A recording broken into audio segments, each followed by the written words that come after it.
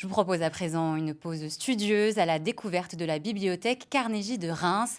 Derrière ses portes monumentales, elle impressionne autant par son style art déco que par la richesse de ses collections patrimoniales. Financée par des fonds américains après la Première Guerre mondiale, elle reste un symbole du patrimoine rémois. C'est notre coup de cœur de la semaine, signé Valentin Pieuvezan, Lucie Philippot et Céleste Deodati. Nous sommes à 2 pas de la cathédrale de Reims, en plein cœur du centre-ville. Le lieu dans lequel je me trouve est un lieu de savoir, mais c'est aussi un lieu très vivant. Alors on ne vient pas seulement chercher un livre, on prend le temps de s'arrêter, d'observer. La bibliothèque Carnegie, c'est mon coup de cœur à moi.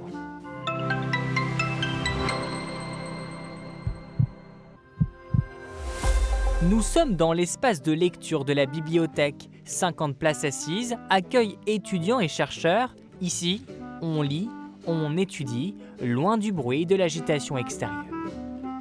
Ce qui est très agréable, c'est qu'effectivement, c'est tout à fait silencieux. Donc si vous voulez faire une lecture, c'est le lieu idéal. C'est tout un ensemble, il y a vraiment une harmonie et on voit que les choses ont été faites pour que les gens puissent travailler et c'est vraiment une bulle en fait. Donc on est hors du temps.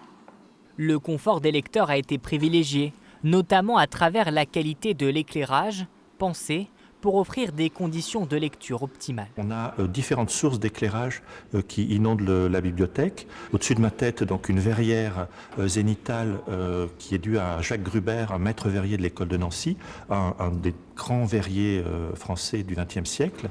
Et puis derrière moi, donc à nouveau des vitraux qui filtrent la lumière et qui la diffusent dans le bâtiment. Nicolas Gallo connaît les lieux dans les moindres détails. Le directeur nous ouvre les portes des magasins de la bibliothèque, des espaces habituellement fermés au public. 5 étages entièrement dédiés à la conservation. Ici, près de 500 000 références, soit l'équivalent de 10 km de rayonnage. Le magasin est en demi-cercle, un agencement pensé pour optimiser l'espace. C'était intéressant à la fois fonctionnellement pour faciliter les déplacements des bibliothécaires et puis aussi pour faire rentrer de la lumière.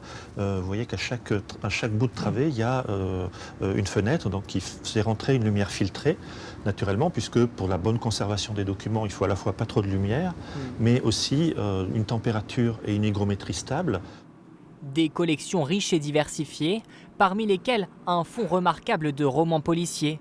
35 000 titres conservés, dont une grande partie issue du dépôt légal. On a reçu des collections de romans policiers parce qu'il y avait à Reims un des plus grands festivals historiques de romans policiers des années 80 aux années 2005-2010. On a une collection qui représente à peu près l'exhaustivité de l'édition française sur une quarantaine d'années à peu près. Au sous-sol, Nicolas Gallo nous emmène dans un espace où très peu de personnes peuvent accéder. Ici se trouve un trésor patrimonial, près de 3000 manuscrits médiévaux, préservés de la lumière, de la poussière, conservés dans un air ambiant de 20 degrés toute l'année.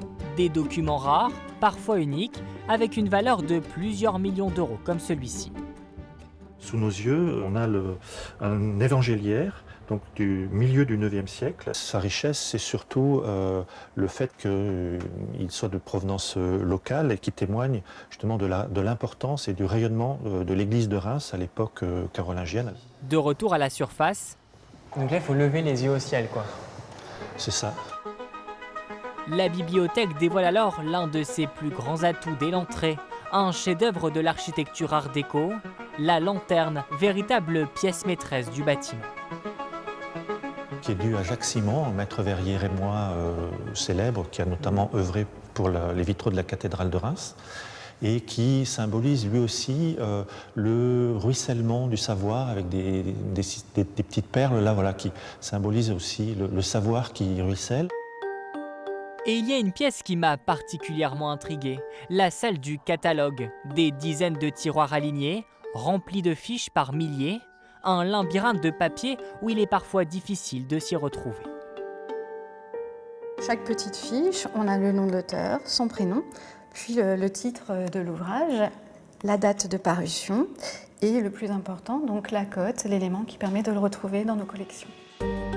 Mais ces fiches ne sont plus actualisées depuis plus de 30 ans. L'informatique a pris le relais. Cet ordinateur remplace désormais les anciens fichiers manuels. Une chose est sûre, la bibliothèque Carnegie se modernise et avance avec son temps.